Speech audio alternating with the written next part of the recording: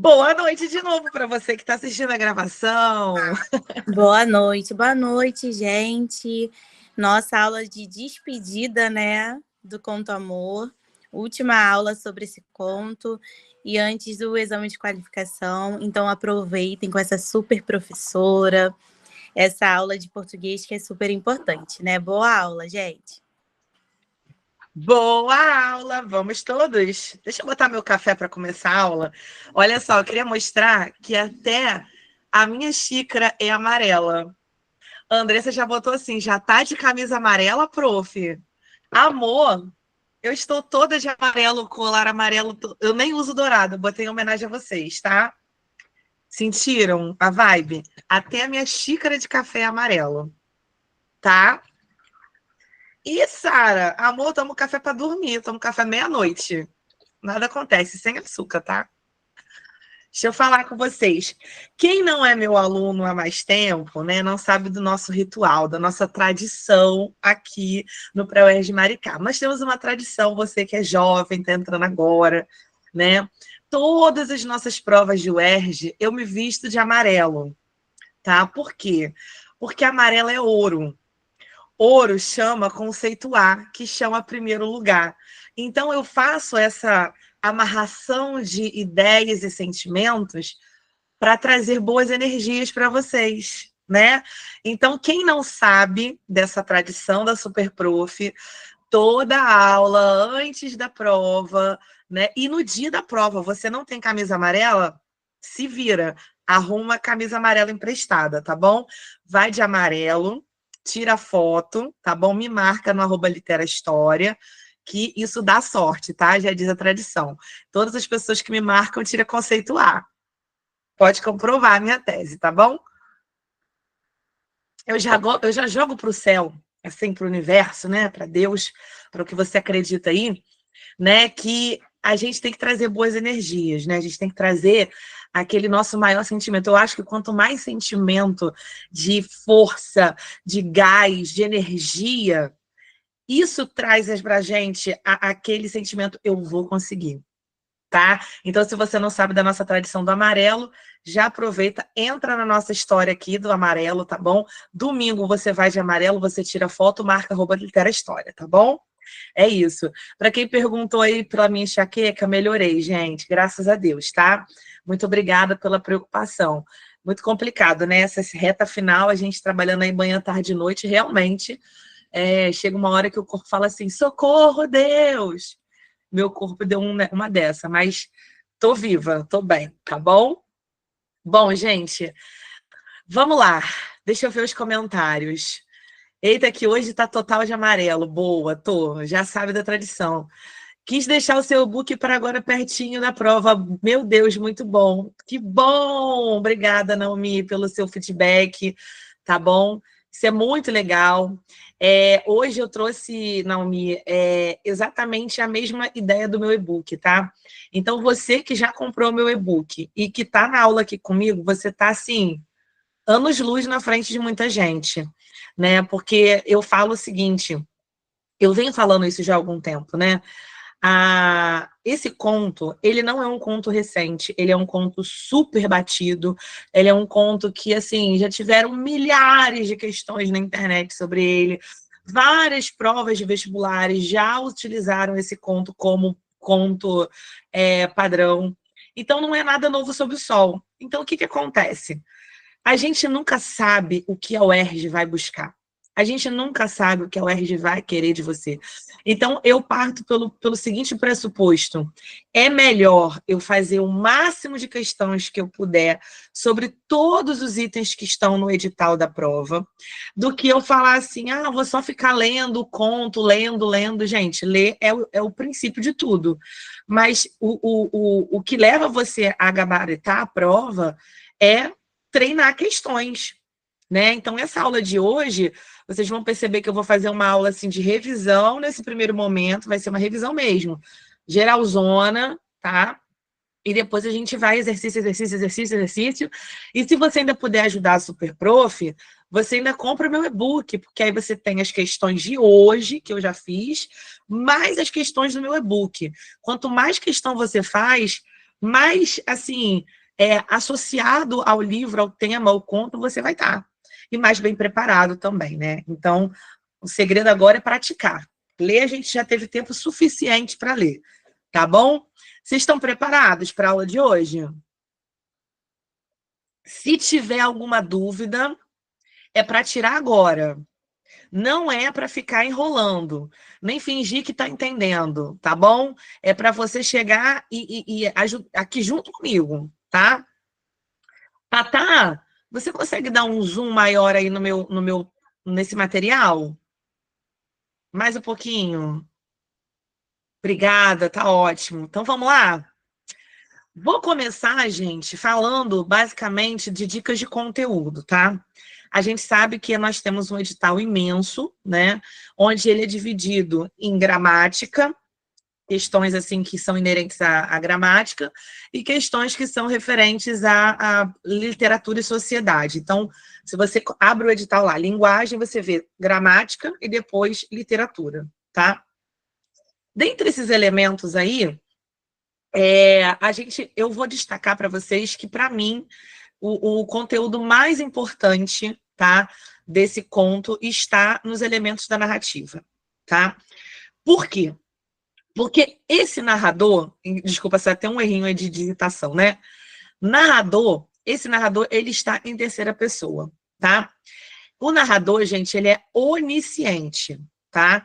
Então, esse narrador onisciente, ele é um narrador também chamado de heterodiegético, né? Ele é aquele narrador que eu digo que é o narrador Deus, porque Deus sabe de tudo, né? Então, eu preciso ir para essa prova, sabendo que esse meu narrador vai ter... Olha, gente, eu estou sentindo. Vai ter perguntas sobre narrador, tá? Por que que eu acho isso? Porque esse narrador de Clarice, ele é tão importante nessa história que ele é praticamente um personagem. É como se ele fosse a própria Ana. Então, ele não pode, assim, deixar ser passado, batido, esquecido, não. Ele é uma voz que acompanha a consciência de Ana. Nós sabemos os sentimentos mais íntimos da nossa protagonista graças a esse narrador. Então, esse narrador, ele não é uma figura, assim, ao léu, tá? E quando eu falo de dicas de conteúdo, elementos da narrativa, eu quero que você relembre o Penta, que eu venho falando, né, há muito tempo. Tivemos uma aula sobre ele. Penta, o que é Penta, gente? Não é o lado do futebol, tá? P de personagem, E de espaço, N de narrador, T de tempo e A de ação. 5 elementos da narrativa, tá? Então, dentre esses 5 elementos, eu quero destacar esse narrador para você, tá? No meu ponto de vista, né, a gente já fez questões sobre narrador e eu acredito que possa ter, assim, um trechinho do conto na visão do narrador, segundo a ideia do narrador, coisas assim, tá? Interpretação a partir da visão do narrador. Então, se você já indo sabendo que é um narrador de terceira pessoa, onisciente, narrador Deus, que sabe de tudo, você já acerta boa parte das questões interpretativas. Tudo bem? Depois, ainda nos elementos da narrativa, a nossa protagonista, ela é a Ana, né? Então, Ana é uma mulher comum, dona de casa, tem uma rotina estabilizada, e nesse primeiro momento da narrativa, ela está sempre ali mostrando para a gente um esgotamento, tá? O primeiro momento da narrativa, ele é dividido em 4 grandes momentos, tá? Eu vou falar basicamente de todos, mas são 4 grandes momentos. Se você não anotou isso, anota agora, tá? 4 grandes momentos que existem nesse conto. O primeiro grande momento, gente, é o momento que tem a descrição da rotina de Ana, tá? Então, a gente começa esse conto com muita descrição de como é a vida de Ana, onde ela mora, o que ela faz, quem são as pessoas que circundam ela. Então, esse primeiro momento é a vida e a rotina de Ana. Segundo grande momento é o momento da epifania, que nós vamos chegar lá e eu vou detalhar, tá? Mas o segundo grande momento é a epifania. É o momento em que ela sobe no bonde, topa com o cego e dá aquele start. Ela começa a pensar sobre a vida dela e refletir sobre toda aquela rotina que ela tinha, sobre quem ela é. Ela tem crises existenciais. Então, o segundo grande momento é o encontro com o cego, epifania. Terceiro grande momento na narrativa, jardim botânico. Se lá no segundo momento ela tem a epifania, que é o start, no terceiro grande momento, a gente assenta aquela angústia e é o momento que eu digo que é de autoconhecimento. Grava essa palavra. Jardim botânico, terceiro grande momento, autoconhecimento. Então, é o momento onde Ana começa a sentar toda aquela crise e ela começa a entender o que está acontecendo. Tá? Então, é um momento que ela começa a refletir de uma forma mais ampla, tá? E ela senta aquele momento da epifania. O quarto grande momento é o momento final da nossa narrativa, que é quando ela retorna à casa, o apartamento dela, a vida dela, e ali ela tem aquela postura de vou voltar para a minha rotina, mas nunca mais serei como antes, tá bom? Então são 4 grandes momentos que você tem que entender e dividir na sua cabeça. Tudo bem? Agora que a gente está falando desses 4 momentos de uma forma muito geral, porque a gente já detalhou, eu quero que você se atente ainda dentro dos elementos da narrativa, os espaços, tá? Sobe um pouquinho para mim, Thaís. Esses espaços que existem na narrativa, eles são simbólicos, né? A gente tem um espaço que é da casa, né? Que no caso é o apartamento, e a gente tem o bonde, que está no primeiro e no segundo momento. Esses 2 espaços estão refletindo a previsibilidade da rotina da nossa querida Ana, tá? O apartamento é o lugar que a gente tem uma descrição de um trabalho exaustivo. Então, pode ser que a UERJ tire lá aqueles momentos em que diz mais ou menos assim: Ana limpava e os móveis, e o pó do móvel voltava como se fosse arrependido. Ou seja, todo dia a Ana tinha aquele mesmo trabalho. Limpa os móveis, limpa a casa, deixa tudo arrumado, faz a comida para o marido que está sorrindo de fome, os filhos que vão para a escola, né? E certa hora da tarde, ela leva essas crianças até a escola, depois busca. Então, esse espaço simbólico é um espaço físico.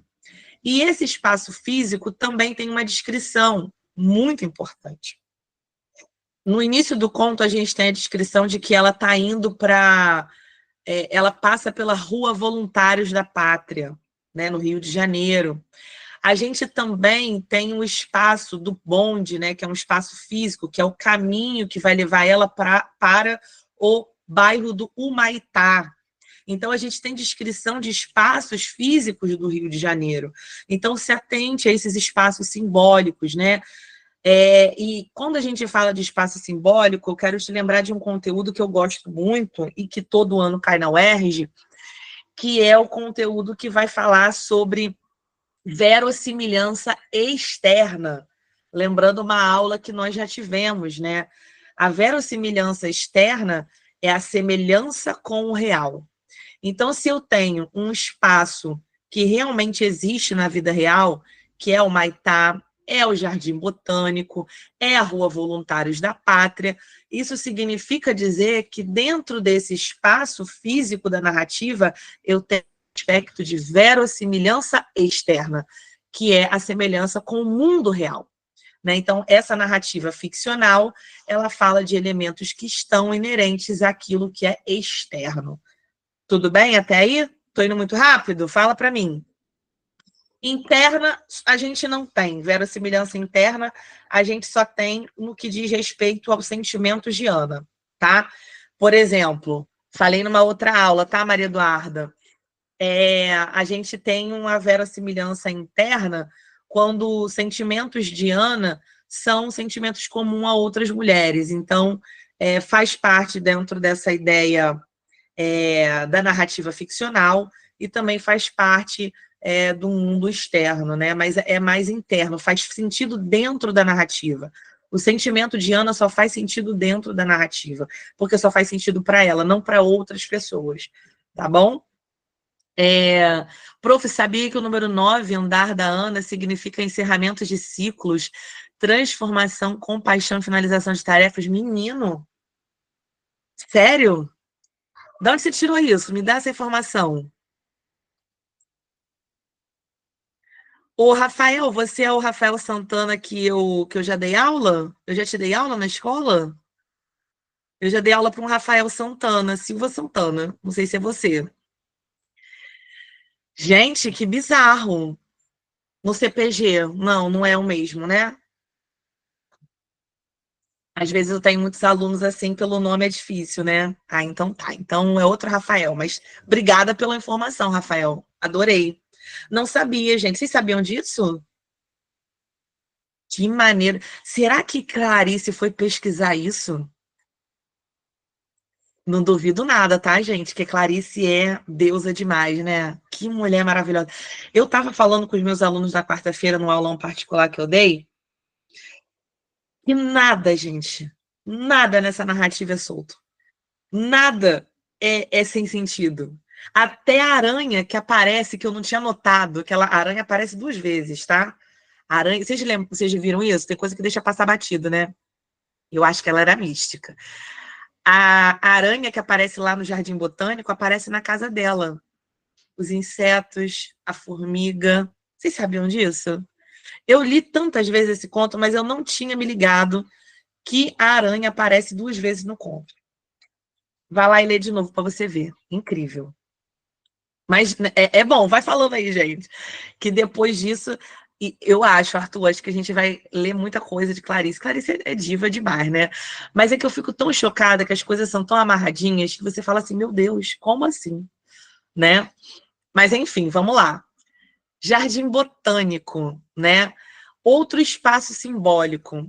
O que o Jardim Botânico representa, tá, gente? Jardim Botânico, para quem nunca foi ou não conhece o lá do Rio de Janeiro, né? Aquela foto bonita que sempre aparece como cartão postal, que tem vários coqueiros, uma fila de coqueiro aqui, uma fila de coqueiro aqui e uma passagem no meio para você tirar foto bonita. Aquele caminho ali no meio é a Alameda Central. É por ali que Ana passa e se perde, fica sentada num banco lá olhando nada, né? Então, assim, o que é o Jardim Botânico? O que esse espaço representa, tá? Esse espaço ele representa o local de ruptura. Eu não falei que o terceiro grande momento é o espaço do Jardim Botânico? É lá que ela começa a sentar as informações e falar, nossa, a minha vida não tá legal, não.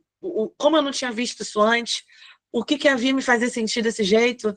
E ela começa aquele monte de questionamento sem nenhuma resposta, né? E isso tudo sendo passado através do nosso narrador onisciente, narrador Deus, né? Narrador terceira pessoa. Bom, deixa eu ver. Como o autor utiliza o foco narrativo em terceira pessoa com incisão na consciência da personagem? Amor! Vamos lá. Ele usa perguntas que ela faz. Mas como é que ela sabe? Como é que esse narrador sabe que essa pergunta foi a Ana que fez? Porque ele tem acesso à cabeça dela, tá? Quando um narrador de qualquer texto que você lê faz perguntas que são muito íntimas, que só você faria, isso quer dizer que é um narrador onisciente, né? Por exemplo, depois que ela fala lá que ela vê o cego, né? Tem uma parte que diz assim: e como uma estranha música, o mundo recomeçava ao redor. Isso depois do estalo. O mal estava feito. Por quê? Teria esquecido de que haviam cegos? A piedade a sufocava. Como é que ele sabe disso? Ana respirava pesadamente. Mesmo as coisas que existiam antes de acontecimento estavam agora de sobreaviso. Tinham um ar mais hostil, mais perecível. Outra coisa que eu notei quarta-feira. Em vários momentos do conto, tem uma referência ao vento, ao ar, ao clima. Assim, se vocês repararem, começa a falar que o ar estava um vento úmido. Depois a gente fala que esse vento está morno. E quando encerra o quarto momento lá no apartamento, no nono andar, fala do vento quente, do calor. Então, olha como é que é a sequência. Até o vento tem sentido em Ana, para Ana. Repara isso depois. Vai lá. Posso explicar sim, Sarinha. Depois eu falo de metaficção, tá bom? Não tem muita coisa pra gente se importar, não, mas eu falo, tá? Ele é quase vozes da cabeça dela? Não, amor. Ele é as vozes da cabeça dela, tá? Ele é a própria voz da cabeça dela. Tem vento úmido também, tem. Tem vento úmido, um vento quente, tem até o vento Clarice pensou, gente. Vai lá e olha para vocês verem os detalhes. Porque assim, cada vez que eu leio, eu fico notando uma coisa diferente, que às vezes passa assim, você vai lendo, tá? Mas é muita coisa. Vamos lá. Tempo psicológico. 90% do tempo nessa narrativa, ainda falando de elemento da narrativa, é um tempo psicológico, tá? O que define o tempo psicológico? O tempo psicológico é o tempo que a gente tem o fluxo de pensamento dela. Então, tudo aquilo que está passando, inclusive que ela acaba perdendo até o horário real, o cronos, né? O horário cronológico, é porque ela estava no tempo psicológico. Então, todo o tempo da narrativa, praticamente, é o tempo psicológico, porque é o tempo que ela está se questionando. Quando que eu sei que é tempo cronológico? Quando aparece lá, certa hora da tarde, quando o sol estava pino, ou então, quando fecha lá o Jardim Botânico e ela se perde lá dentro, que ela se dá conta da hora, aí a gente tem um aspecto de tempo cronológico. Para quem não lembra o que é tempo cronológico, é o tempo do que a gente conhece, do horário do relógio, né? Dia, mês, ano, hora, minuto, segundo, dia da semana, né? Então, isso é cronologia. O que não é cronologia é o tempo psicológico que está ligado à memória do personagem, tá bom? Tudo aquilo que é psicológico mesmo. Poderia nos dar mais detalhes sobre o papel desse evento do Jardim Botânico? Sim, vou falar dele mais para frente. Segura essa aí. O que é o desencadeador de crise, tá? É o encontro, que é a ação. Lembra que eu estou falando que existem 4 momentos? Primeiro, descrição da rotina, depois encontro com o cego, depois jardim botânico e retorno ao apartamento, tá? Então, são 4 grandes momentos, e isso significa ação ou enredo. Essa ação é o desencadeador de crise. Qual é o desencadeador máximo? É o encontro com o cego no bonde, tá? Então, isso vai desestabilizar a Ana, que vai levar o resto da história ao seu final, tá bom? Pode subir aí, Tatá. Vou falar também os temas principais explorados. Já falei, inclusive. Vocês me seguem no TikTok? Eu falo lá no meu TikTok. Eu fiz um TikTok bonitinho para vocês. Esse TikTok eu falei isso aí, Luciana, os principais temas explorados. Mas vou te relembrar. Esse conto, ele se passa nos anos 50. Tá aí, se você puder subir um pouquinho o slide, agradeço.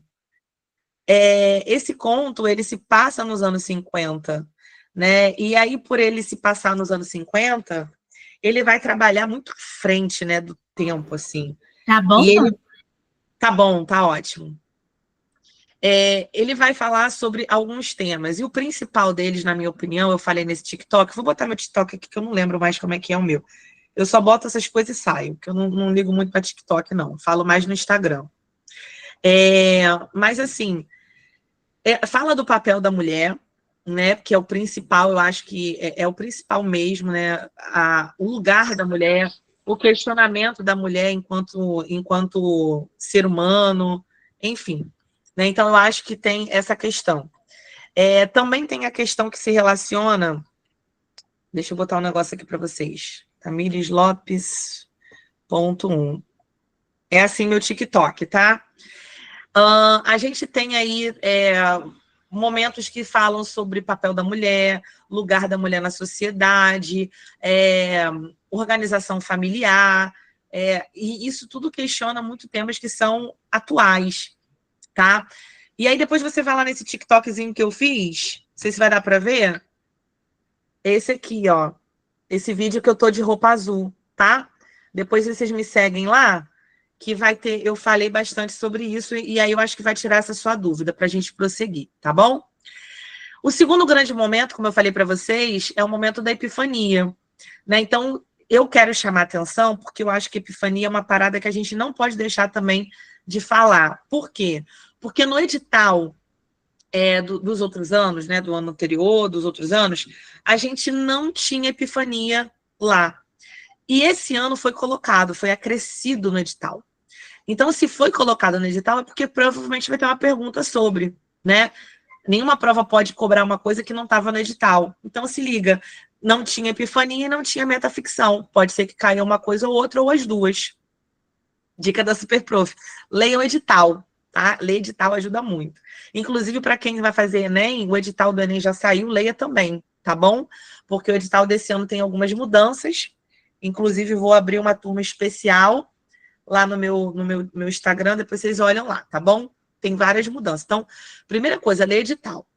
E aí, como não tinha epifania e passou a ter epifania, o que é epifania? Epifania é o start, né? É aquele momento que você se liga e fala assim, caraca, brother, como que eu não tinha pensado nisso antes? Né? E aí muitos alunos meus falaram assim para mim, Tami, eu não entendi por que Ana deu uma maluca, despirocou a cabeça porque encontrou um cego mascando chiclete. Gente, não foi da noite para o dia.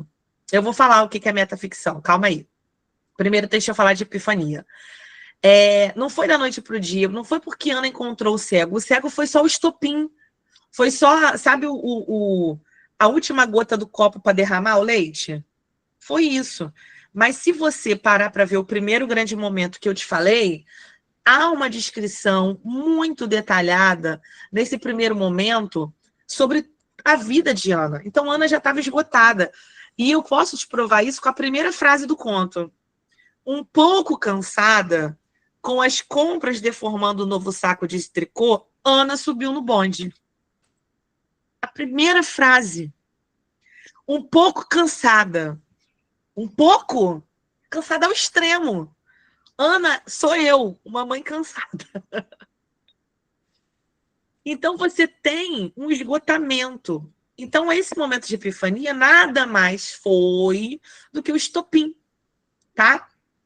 Se você ler essa primeira parte que eu te falei, da descrição, você vai ver que Ana, ela, por exemplo, ela que costurava a roupa do filho, ela que costurava a própria cortina da casa, toda a rotina só acontecia porque Ana existia. Inclusive, vocês que assistiram a minha última aula, que eu fiz a correção do simulado da Econ Rio, com a parceria nossa aqui do Pré-UERJ Maricá, vocês viram uma questão que falava exatamente sobre isso. A questão, não me lembro o número, mas a questão que falava sobre isso era a questão que tinha exatamente a ideia da cortina. Que você sabe que Ana era costureira, né? Ela costurava, ela tinha um saco de tricô, então ela era uma artista. E até nisso ela estava fatigada, ela estava cansada, porque ela não tinha nem tempo para fazer o tricô dela. Então, só vai entender ali, primeiro, quem já teve epifania e de quem já chegou no estopim, já está ali, não estou aguentando mais, tá? Então, o que é epifania traduzindo para vocês? É uma iluminação súbita. É aquele negócio, caramba, eu não pensei em mim. Aí eu já entro no segundo ponto que está aí no slide, metáfora. O que é o cego? Obrigada, Rafael. Questão 11 do Econ Rio, tá? Depois vocês conferem lá. Thais Maria tem o Econ Rio para vocês. O que é o cego? Nós que usamos óculos, né? Olha a minha cara de cansada, gente. Meu Deus, olheira até o fim da vida, né? O que acontece? O que é uma pessoa cega? Uma pessoa cega não enxerga. Mas uma pessoa que tem dificuldade de enxergar como eu, quando coloca os óculos, tudo clareia. Ana não era cega, mas ela não estava enxergando. Então, ao encontrar o cego, ela passou a enxergar. Então, foi o cego que abriu os olhos de Ana. Então, o cego é a metáfora da cegueira de Ana. Entendeu o trocadilho? Tá? Uma pessoa cega ajudou Ana, que não era cega, a enxergar sobre a vida dela. Sacou? Então, esse cego é como se fosse o óculos. Quando a gente põe e a gente fala, caraca, tô vendo tudo. tá?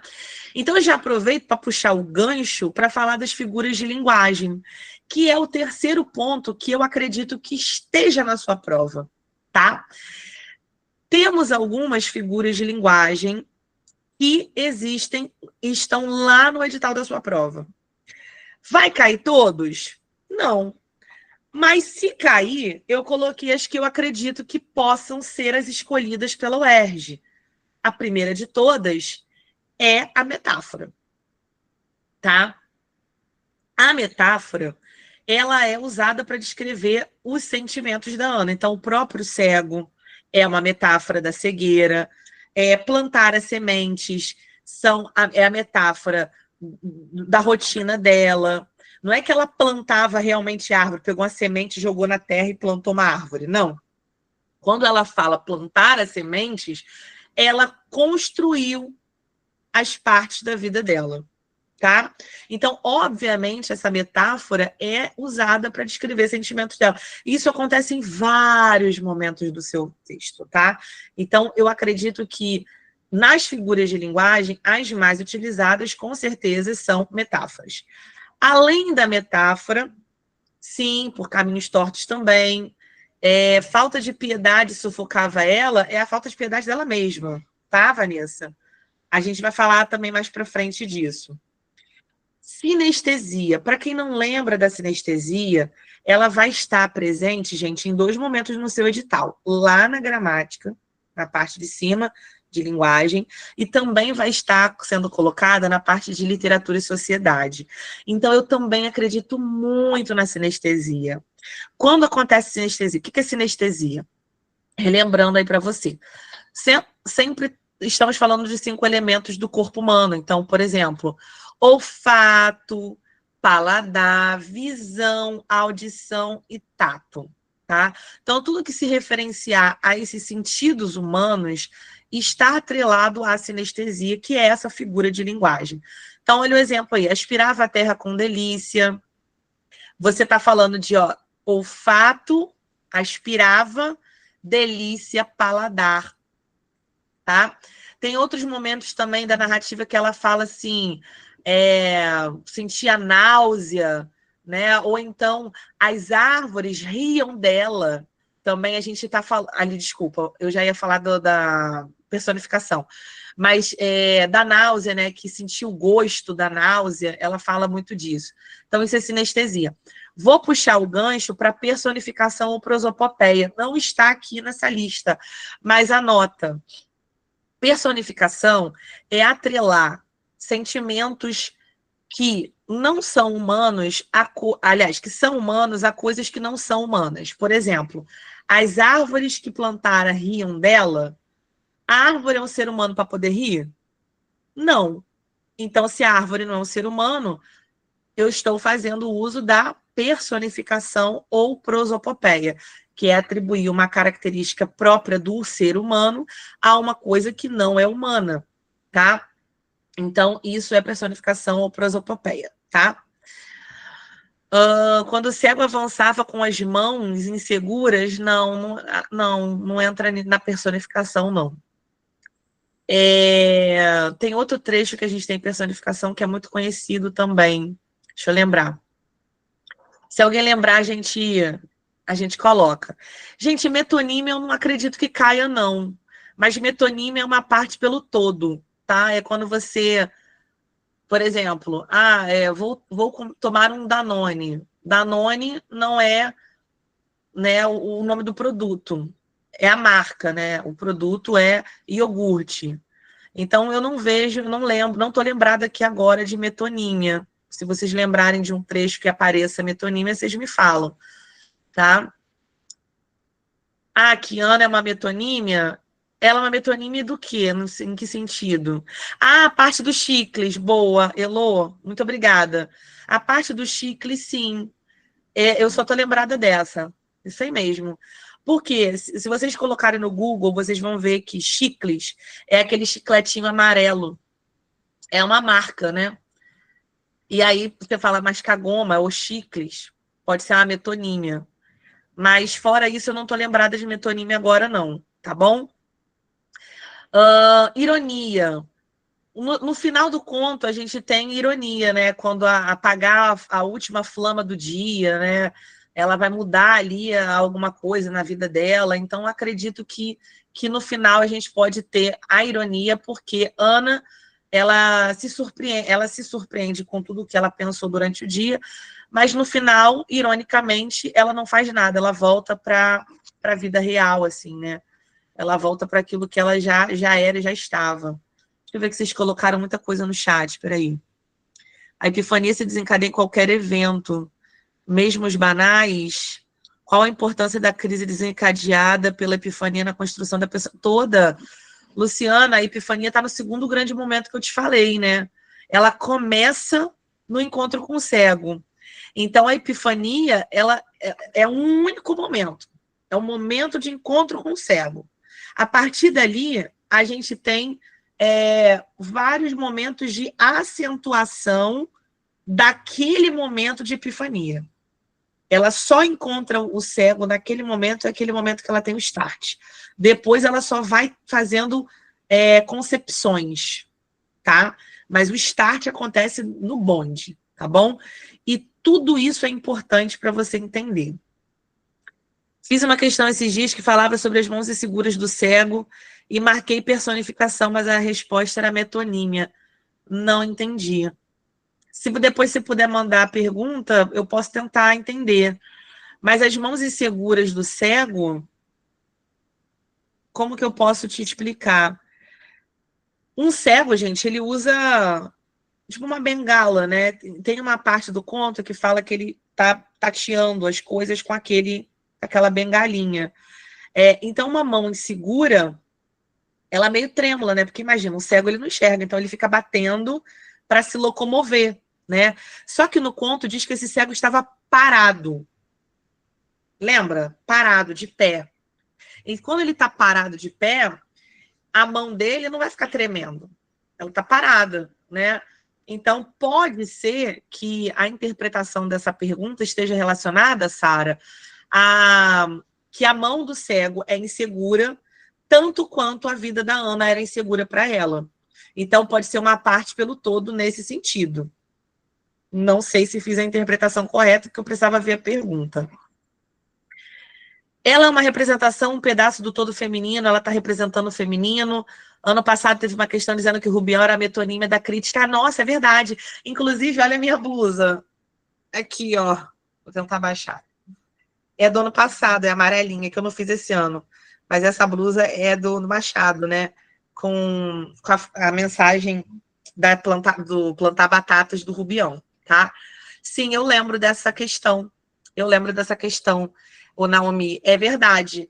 Pode ser que se a UERJ fizer uma questão parecida com essa questão que você está falando aí, do Rubião, sim, a Ana seja uma representação, uma metonímia de todas as mulheres que sofrem uma rotina cansativa, digamos assim, tá?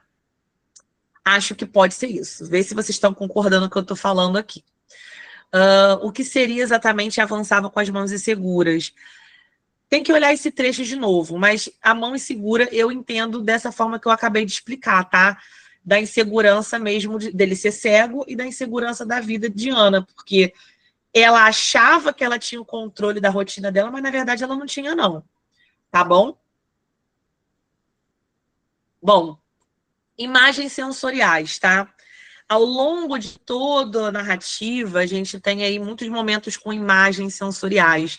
Então, eu tenho um clima de tensão emocional, subjetividade, eu tenho uma referência, principalmente no Jardim Botânico. Eu acho que a maior parte das figuras de linguagem estão no Jardim Botânico, né? Quando ela vai falando do sinestésico, né?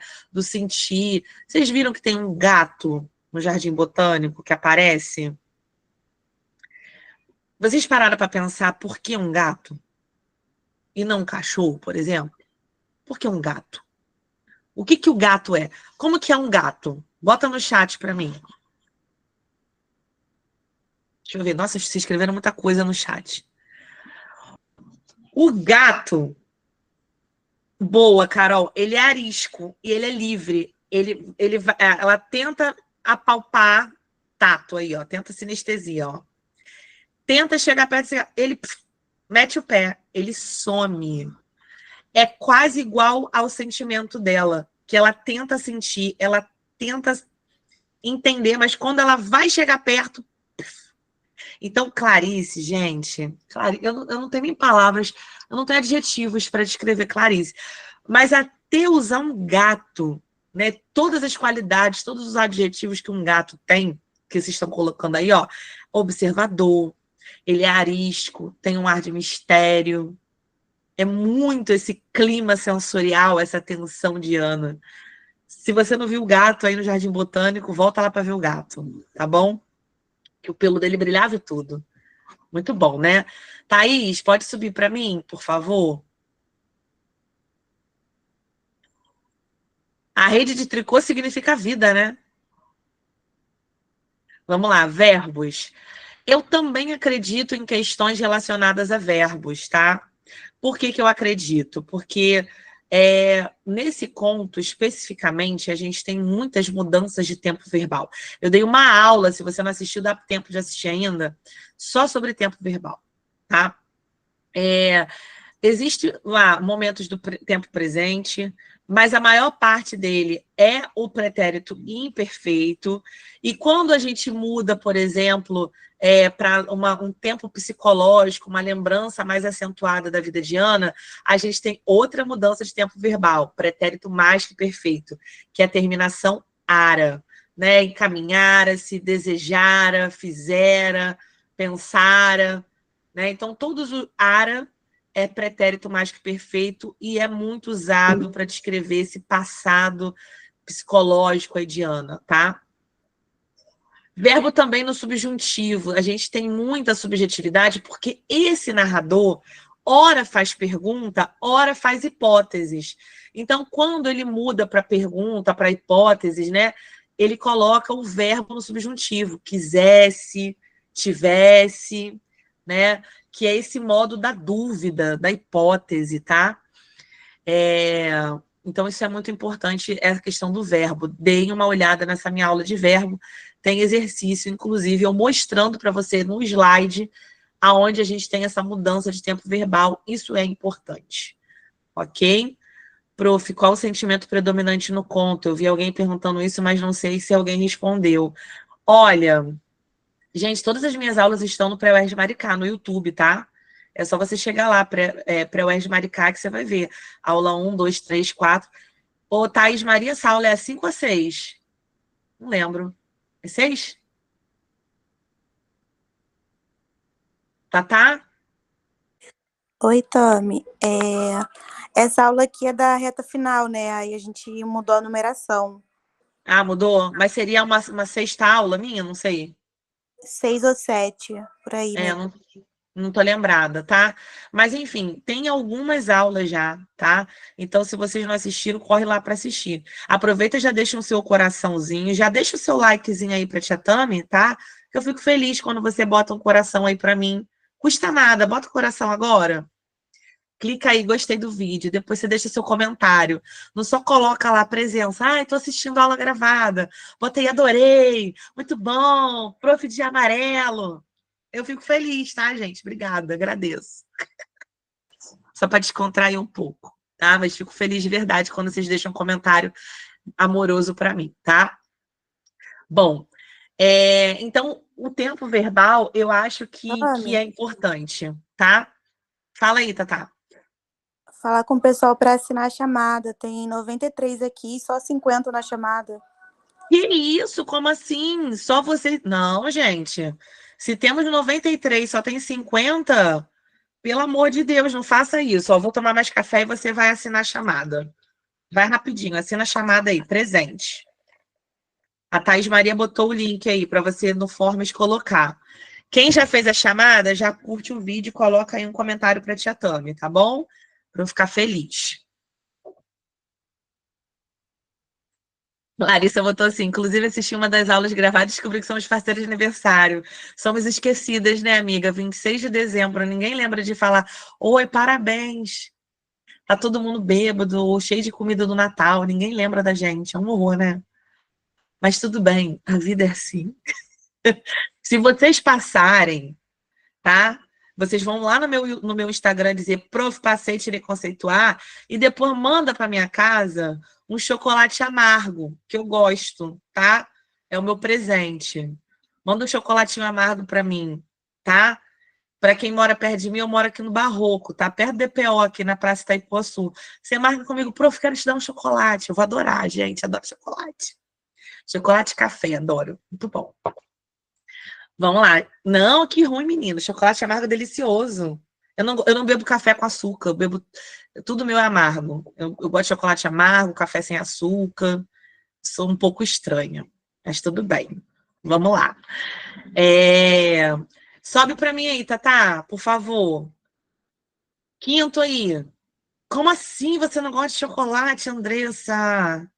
Socorro, Deus. Conectivos, tá? A gente também tem ali algumas questõezinhas, né? Não são muitas, mas a gente pode trazer uma atenção às questões de conectivos, porque geralmente questão de conectivo está associada a questões de interpretação. Então, quando a UERJ te coloca conectivo, a UERJ vai te colocar uma pergunta de conectivo que te traz uma interpretação.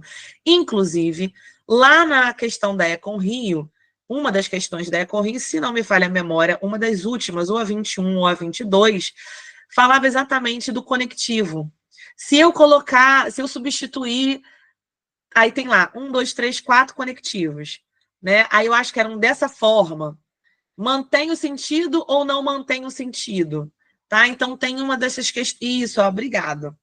Segredinho para esse tipo de questão. Lê com atenção. Tá? Porque esse tipo de questão, ele nem requer que o aluno, por exemplo, tenha lido o conto. Na verdade, ela é uma questão de compreensão textual. Então, assim, se você lê o fragmento, você trocar, né, botar o conectivo e ver qual que encaixa melhor, você acerta. Você nem precisa ler o conto. Então, a UERJ gosta desse tipo de questãozinha, porque é questão de gramática. O tipo de gramática que é cobrado na UERJ é esse. Então, eu coloquei para você relembrar, né, que esses conectivos, como mais, porém, contudo, entretanto, todavia, se fosse, tudo isso marcam, né, ideias. Então, eu preciso que vocês se atentem a esse tipo de questão. Segredinho para gabaritar esse tipo de questão. Pega cada conectivo e coloca na frase. Lê a frase. Deu certo? Aí você bota. Ok. Ficou estranho? Mete um X. Deu certo? Bota um ok. Segredinho, tá? A UERJ tem 4 alternativas, A, B, C e D. Sempre 2 são nada a ver e 2 são muito a ver. Como é que eu faço para eliminar? Quando eu acho que a alternativa ela não tem nada a ver, quando eu leio, eu já coloco do lado dela um X. Eu digo X e X. Vamos supor, eu acho que a A e a B são nada a ver. Então, do lado do A e do B, eu boto um X. E eu fiquei na dúvida entre C e D. Aí, o que eu faço? Para não perder tempo de prova, eu vou para outra questão. Quando eu volto, eu já lembro que aquela C e a letra D, por exemplo, foram as questões que eu fiquei na dúvida. E aí eu faço o quê? Eu vou lá e leio de novo com calma e marco a resposta certa, tá? Então, eu já faço isso para vocês. Vocês podem marcar na prova, tá? Vocês podem rabiscar o quanto vocês quiserem a prova. Vocês não podem rabiscar o cartão resposta, tá bom? Cada um vai ter a sua própria forma de identificar a marcação, tá? Então, você faz do jeito que você achar melhor. Mas deixa claro para você quais são as duas que você acha que são nada a ver, para você não voltar nela, tá? E só pensar naquela que realmente importa. Bom, agora que eu já falei dos conectivos, das conjunções, né? A gente tem ali muitas conjunções no conto que são exprimem condição, possibilidade, e geralmente essas questões aí condicionais, elas estão atreladas às perguntas que o narrador faz e sempre estão atreladas ao verbo da hipótese, né? O modo subjuntivo. Então, geralmente são conectivos que indicam possibilidades. Caso fosse, caso pensasse, não haveria Ana pensado que não tinha mais cegos? Então, tem esses conectivos assim, que dão condição. ou conclusivas, ou adversativas. Então, é só você ler a alternativa e ver qual encaixa melhor. Não tem segredo, tá? 6, interpretação e sentido. Esse conteúdo, com toda certeza, vai estar na prova. E é tipo 70% da prova, tá? Por que é 70% da prova? A interpretação de texto.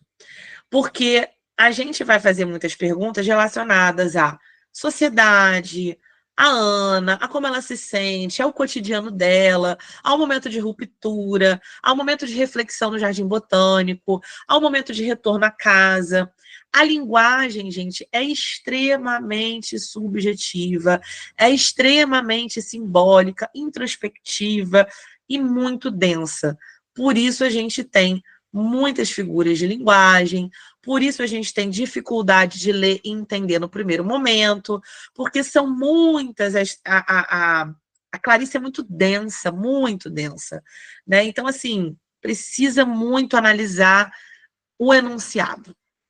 A dica é o enunciado. Sim, Flávia. Inclusive, eu não sei se vocês assistiram uma aula que eu dei com a Paty, uma aula de sábado de manhã especial, e nós duas, tá, gente? Que somos de português e odiamos matemática e odiamos tudo que se relaciona a exatas.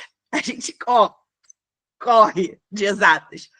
A gente resolveu questão de matemática e de biologia na aula, tá? E a gente resolveu, eu vou falar um negócio para vocês, sem ler gabarito. A gente só foi ver o gabarito depois, a gente tinha acertado. Eu falei, palmas pra gente, a gente sabe ler. É isso, tá? Então, gente, eu resolvi uma questão de matemática. Eu, que odeio matemática. Porque a UERJ é isso, é uma mãe, é uma querida. A UERJ, ela te dá questões que você consegue resolver só sabendo ler. Olha que maravilhoso. A Fran, com certeza, deve ter feito alguma questão dessa com vocês. Claro, Nanda, que eu tô toda empolgada. A minha família, todo mundo é de exatas. Olha, meu pai fez física. A minha prima que dá aula para vocês de química, Thaís, é de exatas. O pai dela, meu tio, é de matemática. Meu primo é de matemática. Todo mundo na minha família é de exatas. Eu sou a única de humanas. Então, eu sou a ovelha negra da família. Quando eu consigo resolver alguma questão de matemática, amor, eu vou sair, ó. Eu cheguei ouvindo o Fran falando da regra de 3. Gente, dá para resolver com a regra de 3. Eu falei, eu sei resolver. Eu sei resolver, tá? Então, gente, acreditem em vocês. A prova da UERJ, ela dá para resolver tendo boa leitura. Seja interpretativo. Você vai longe. Tá bom? Tá, sobe aí para mim. Gosta das minhas aulas? Então vai lá, deixa coração para mim, que eu adoro. É que eu me empolgo um pouco, tá, gente? Vocês não ligam não, tá? Eu dou uma empolgada. Eu sei que eu sou um pouco espalhafatosa. Sei, mas fazer o quê? Nasci assim, tem que fazer. Meu marido que não aguenta, né? Porque ele é o oposto de mim. É um casulo. Ele fica ali preso. Enquanto eu sou toda espalhafatosa, ele é assim, ó. Tem boca e não fala. Eu falo por ele, por mim, por todo mundo. Vamos lá. Interpretação, então, é isso, tá? Lê com calma, lê o enunciado mais de uma vez. Lá, aquele simulado da Econ Rio, gente, maravilhoso. Tem muitas questõezinhas ali que, assim, é ler enunciado, tá de graça, muito bom. Então, lê com calma, por quê? Outra coisa que eu não falei, esqueci, não posso esquecer, Tamires, pelo amor de Deus. Vamos lá. Vocês repararam que desde o início do conto até o final do conto, a gente tem várias frases curtinhas, tipo assim, picotada, que a Clarice não gosta de vírgula. Vocês já repararam? Ela não gosta de vírgula. Ela tem preconceito contra vírgula. Ela só gosta de ponto final. Por quê? Alguém me coloca aí no chat. Por que você acha que Clarice gosta de ponto final? E eu não sei vocês, mas eu, quando leio, vou dar exemplo, que eu gosto de exemplo. Eu trabalho com exemplo. Vamos lá. Eu vou dar um exemplo que é bem, assim, notório, tá? Na parte do bonde. Vamos lá. O bonde se arrastava, em seguida estacava. Ponto final. Até o Maitá tinha tempo de descansar. Ponto final. Foi então que olhou para o homem parado no ponto. Ponto final. A diferença entre ele e os outros é que ele estava realmente parado. Ponto final. De pé, suas mãos se mantinham avançadas. Ponto final. Era um cego. Ponto final. Por que essa mulher só escreve assim? Porque ela está, ó, angustiada. Sabe que a pessoa fala rápido? É isso, é aquilo, é não sei o quê, é não sei o que lá, tadanã, tadanã, tadanã. Parece que tá correndo. Eu tenho a impressão de que ela tá correndo. Sabe a pessoa que tá correndo, tá esbaforindo pra pegar o ônibus? É Ana pra pegar o bonde. Então, assim, esse tipo de pausa, de linguagem, de frase curta, que parece uma coisa simples, inclusive parece até erro de gramática, mas é proposital. Proposital, tá bom? Então, não é porque Clarice não sabe escrever, não, é porque ela quis fazer desse jeito, para justamente te dar aquela agonia, né? E é fluxo de consciência, Sarinha, ligadaça, é isso. Porque quando a gente não pensa com vírgula. Alguém pensa com vírgula? Não, a gente pensa um negócio. Eu tenho que acordar cedo amanhã, 5 horas.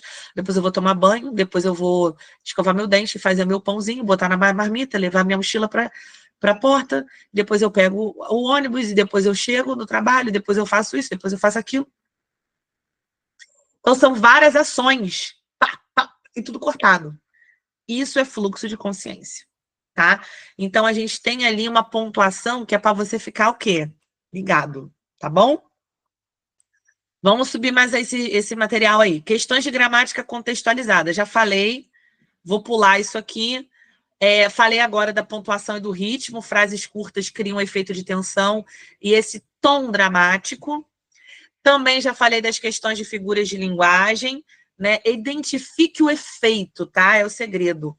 O efeito que cada uma dessas palavrinhas produz para você vai te ajudar a entender essa expressão emocional de Ana, em que momento isso vai trabalhar, tá bom? Quarto item aí, tipos de perguntas mais comuns na UERJ, tá? Com base nos anos anteriores, a gente tem aí um costume de perguntas. Então, por exemplo, relação entre parte do texto, que é comparação de um parágrafo com outro parágrafo, ou de um trecho com outro trecho, é uma coisa muito usada na UERJ. Então, é tipo quase modelo UERJ. Fragmento, pergunta sobre o fragmento, tá? Então, relação entre a parte. Nesse trecho, eu quero que você fique atento a uma coisa. Às vezes, né, a UERJ gosta de fazer pegadinha. Por isso que eu coloquei lá em cima que elementos da narrativa e tipologia textual são muito importantes, tá? Já caiu um ano, não lembro agora qual foi, mas há uns anos atrás, uma questão sobre um conto de Machado de Assis, que perguntava sobre tipologia do texto. Aí um monte de gente, na ânsia de marcar a resposta, foi lá e marcou assim, tipologia narrativa. O conto de Clarice é narrativo, é predominantemente narrativo. Porém, todavia, contudo, entretanto, se a UERJ fizer esse tipo de pergunta comum, que é fragmento, e pergunta sobre aquele pedacinho do texto, você tem que ver que pode mudar a tipologia. Então, nesse ano, por exemplo, que caiu uma pergunta sobre Machado, era um conto de Machado, mas não era predominantemente narrativo, porque para ser predominantemente narrativo, tinha que ter sequência narrativa. E aquele fragmento que a UERJ tinha colocado era um fragmento descritivo. Então, descrevia como era a sala, como é que era o lugar onde o fulano estava. Então, tinha descrição ao invés de narração. E aí você, caro aluno, fique atento, porque se eu perguntar de forma global, ou seja, o texto como um todo, a predominância é narrativa. Mas se a UERJ usar esse modelo de tirar um pedacinho do texto e fazer perguntas sobre aquele pedaço, você não tem que olhar o texto como um todo, você tem que olhar um pedacinho do texto. E vai que ali é um pedacinho descritivo. Aí é tipologia descritiva e não narrativa, tá bom? Então fica atento a esse tipo de pergunta. Outro tipo de pergunta que a UERJ costuma cobrar todos os anos, sentido implícito. E eu tenho certeza que vai cair esse ano. Como que você sabe, tá? Se tem bola de cristal? Não, eu estudo a banca, tá? Esse conto, tudo é simbólico. Tudo. O ovo simboliza uma coisa, a rede de tricô significa outra coisa. Eu já falei isso numa outra aula, na última aula. Se você não assistiu, vai lá e assiste. Tá no material, inclusive. Tudo que cada coisa simboliza. Esse conto, tudo é simbólico. Então, o cego tem uma simbologia, os ovos que quebram têm uma simbologia, as pessoas que riem dela no bonde, que fazem ela sentir vergonha, têm uma simbologia. A rede de tricô tem uma simbologia. Então, tudo tem simbologia. E aí, se tudo tem simbologia, muitas dessas coisas estão implícitas. O que é implícito? Implícito é o que está dentro. É o que não é óbvio. É o contrário de explícito. Explícito é o que está na cara. Implícito você precisa fazer interpretação. Tá? Eu já respondi sua pergunta, Flávio.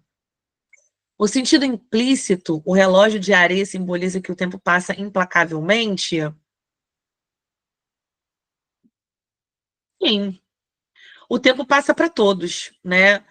E o que você pode tirar de significado disso? Que, inclusive, tem um trechinho que ela fala sobre sua juventude. Tá até no É com Rio também. Sua juventude parecia-lhe estranha como uma doença de vida. Tem um trecho que fala isso.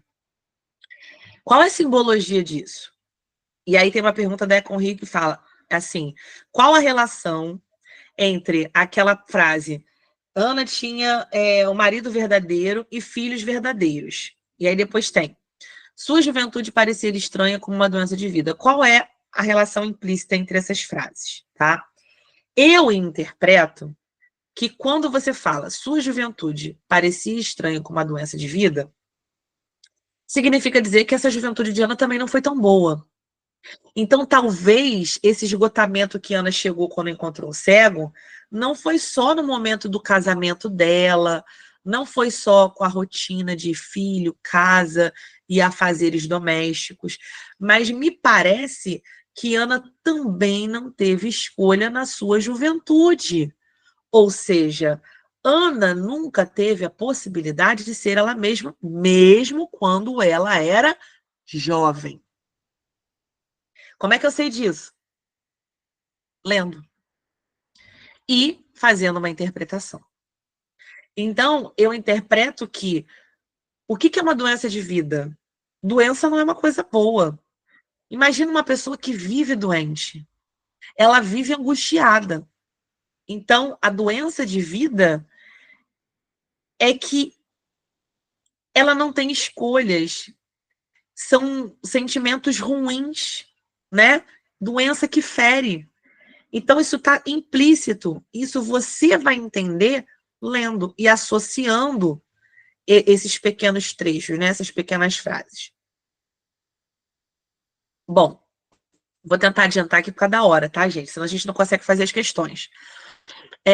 Identificação dos recursos, né? A gente já viu ali quais recursos que a gente tem. Sobe só um pouquinho para mim. E a reflexão das condições sociais e existenciais da personagem. Eu quero te chamar a atenção que a última coisa dessa parte de conteúdo revisional, tá? Eu quero te chamar a atenção de que a UERJ ela nunca vai escolher nenhum livro à toa. Tá bom? Então, como eu já falei aqui no meu TikTok, que você vai lá curtir, comentar e deixar um comentário bem bonito para mim, lá no meu TikTok, com os temas mais importantes, né? Eu quero te trazer à memória que a UERJ ela é conhecida como uma prova cidadã.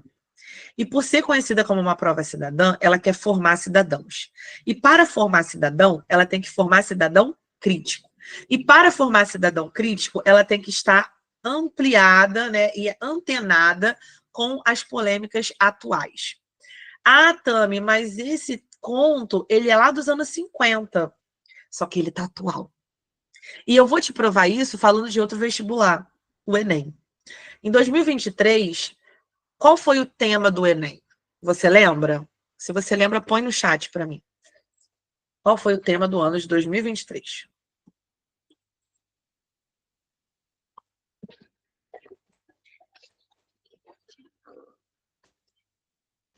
Alguém lembra? Algo sobre a valorização do cuidado. Perfeito. Deixa eu te lembrar, então.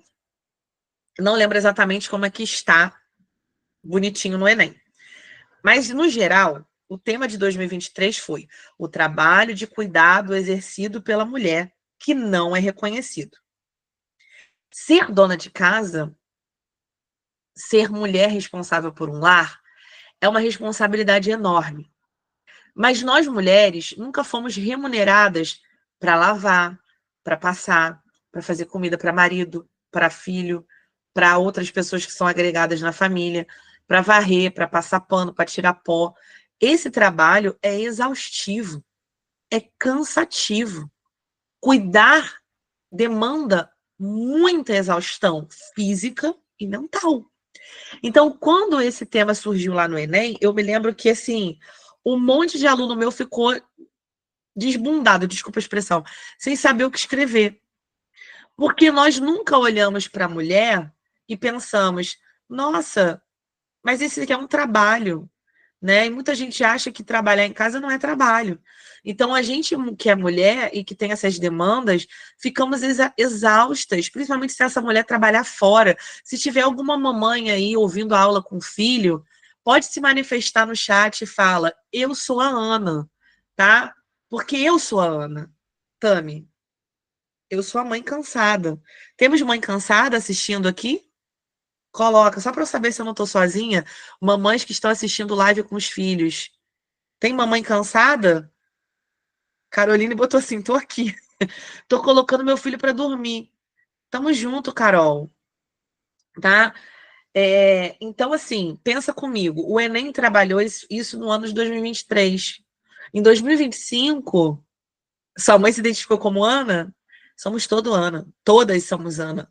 Né? Então, 2025, ao invés de trazer este conto, que é dos anos 50, dos anos 60, mas que está atualíssimo, mostra a necessidade da valorização das mulheres frente a essa sociedade que não nos ajuda, que não nos traz benefício. Então, pensa comigo, gente. A UERJ não escolheu esse conto à toa. Não estava lá, vou botar Clarice, porque faz tempo que a gente não põe Clarice. Claro que não. Sejam maduros. Óbvio que a gente tem uma crítica imensa atrás disso, né? Porque a gente está, por exemplo, vou fazer uma polêmica essa semana. A ministra maravilhosa, Marina Silva, uma mulher que se dedicou a vida inteira para a causa do meio ambiente, uma ministra reconhecida internacionalmente, foi esculachada numa sessão do Senado, foi colocada como nada. E o cara ainda falou para ela, não te respeito como ministra. Mas, na verdade, ele não respeitava ela como mulher. Uma mulher que trabalhou como seringueira. Uma mulher que viveu uma vida que o pão do que o diabo amassou, cuspiu, escarrou. Desculpa o termo chulo, mas é só assim para a gente poder, né, falar de uma realidade. Então, vocês acham que a UERJ não vai falar dessas questões? E aí eu já respondi o que alguém me perguntou no início da aula, aqui no chat, né? O ministro mandou ela ficar quieta, isso aí. Então, esse é um dos temas centrais. O esgotamento existencial, a crise de Ana, não foi da noite para o dia. Foi porque essa mulher, provavelmente, pensa comigo, eu estou falando da cabeça de uma mulher dos anos 50. Ela provavelmente não podia trabalhar fora, ela não podia fazer na faculdade. Não sou eu que estou inventando isso, tá, gente?